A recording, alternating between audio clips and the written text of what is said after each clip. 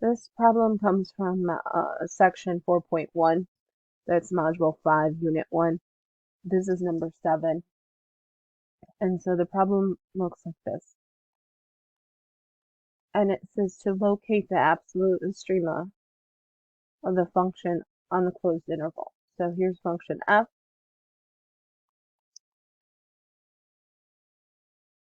And our closed interval is from 0 to 5. So I'm going to take the derivative of this. But first I will split function f like this so that I can simplify this.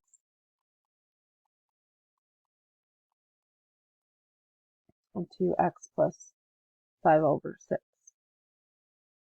And then take the derivative. We're going to get 1.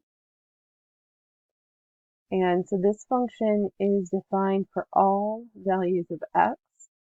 It also never equals 0.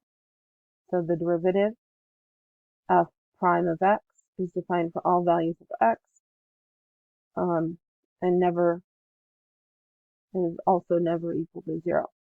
So therefore, we can say that f of x has no critical number.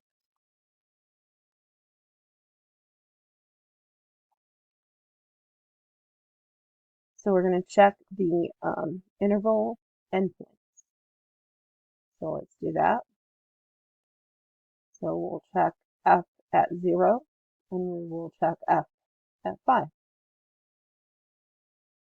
And so f at 0 will be 6 times 0 plus 5 divided by 6, which will give me 5 over 6. And here I'll get 6 times 5 plus 5 over 6, which will give me 35 over 6. So then in WebAssign, I am going to write, we have a minimum and a maximum, and it asks us to write them as xy coordinates. And so the minimum will be at the smallest number. So think of these two numbers. Which one is the smaller number? And this one here is the smaller number. 5, 6 is smaller than 35, 6.